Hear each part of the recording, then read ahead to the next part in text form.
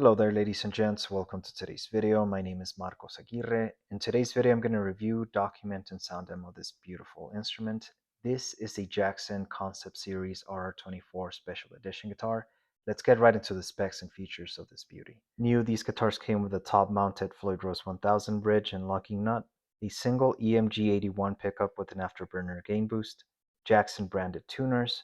This guitar features an ebony fretboard, 24 stainless steel jumbo frets, a 42.86mm width nut, a 3-piece maple neck, white binding on the neck with luminate side dots, shark fin pearloid inlays, a 25.5-inch scale length, and an elder body.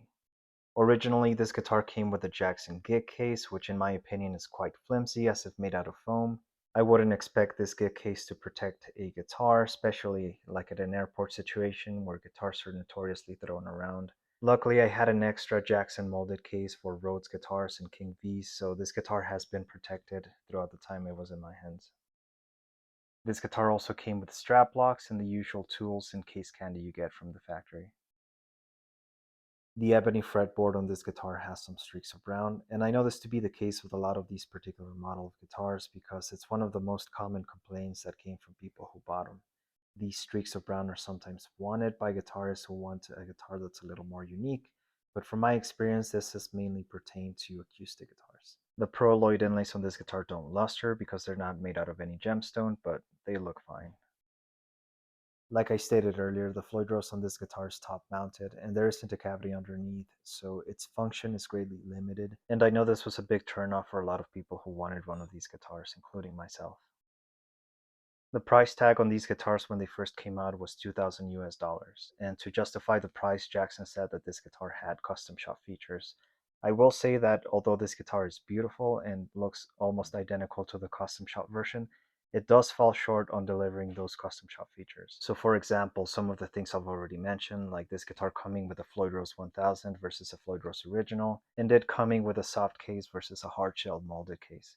This guitar was also made in Korea versus the custom shop guitars usually made in Japan or in the USA. The back of this guitar is where you see the most differences between the custom shop version and it. So for example, the pinstripes are not present on the back of this guitar, and the back of the neck is painted versus the custom shop version has a natural satin finish.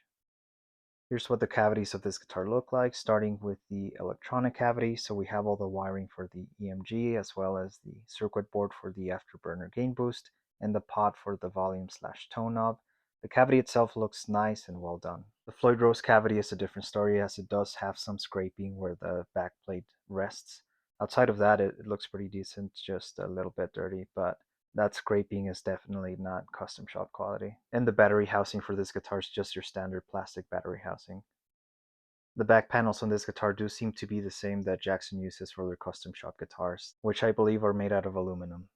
As far as QC, this guitar outside of electronics and outside of hardware does seem to be a very good quality guitar. The fretboard, depending on who you speak to, the streaks of brown are a QC thing. I don't believe it is on this particular guitar, but I will say that the fretboard is kind of dry out of the factory, and there is some residual fret glue on some parts of this guitar, which, yes, they can be cleaned up, but that's not something you expect out of a guitar that claims to be custom shop quality out of the box. The pinstripes on this guitar are very well painted, but they're not exactly perfect. So, for example, behind the Floyd Rose, where the pinstripes meet, there's an overlapping of the paint, as well as on the very ends, they don't exactly meet at a sharp turn. But overall, these are things that are not really a problem because you can't really find them unless you're looking at this guitar closely or if you're looking for these particular things. So it doesn't take away from how beautiful this guitar looks.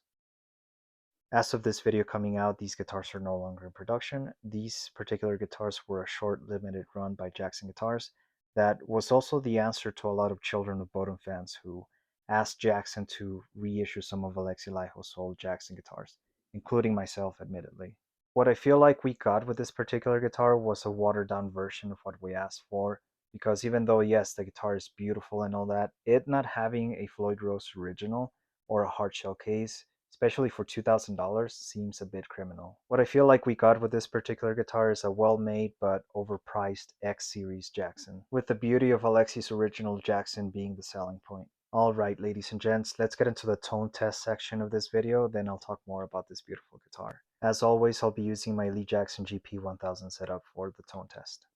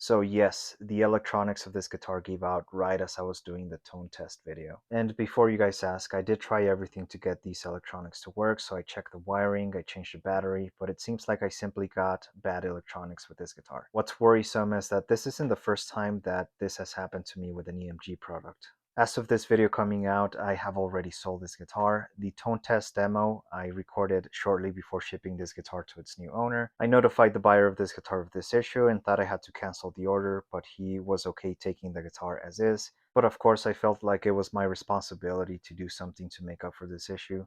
So with this purchase, I gave the buyer a Jackson J50 BC pickup, a Jackson JE1000 gain boost, and a Minute toggle switch. If you guys are wondering, I sold this guitar because it just didn't click with me for the reasons that I've mentioned in this video, in addition to it just didn't feel as good as even some of the Jacksons that I already have. In terms of looks though, this is a beautiful guitar, and it's honestly my favorite color combination and favorite aesthetic design, but in terms of everything else, this guitar just isn't it for me. Alright, ladies and gents, so final thoughts and rating for this guitar. In terms of aesthetics, I give it a 9.5 out of 10. It is a beautiful guitar, and it does capture the beauty and the essence of the custom shop version. The only thing that would make this guitar more beautiful, in my opinion, is if the inlay's lustered, if the pinstripes are on the back of this guitar, and the ebony fretboard was rich and dark with a uniform color. In terms of sound, I give this guitar an 8 out of 10. So when the electronics worked, the EMG sounded pretty decent. In terms of hardware, I give this guitar a 7.5 out of 10. Not because the hardware is particularly bad or mediocre, but because for $2,000 you expect better hardware from a guitar. In terms of electronics, I give this guitar a 0. I can't give a good rating to electronics that don't work. In terms of construction, I give this guitar an 8 out of 10. So it's well constructed and it does seem to be very sturdy, and it looks like it would last you a long time if you take good care of it.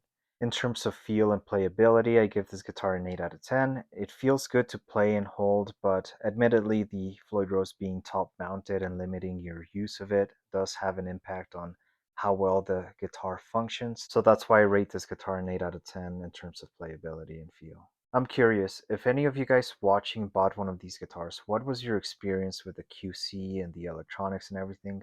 Let me know in the comments. Alright guys, thank you so much for watching. If you have questions, comments, concerns about this particular guitar, drop them in the comment section. Besides that, you guys stay safe and I'll see you in the next video. Take care.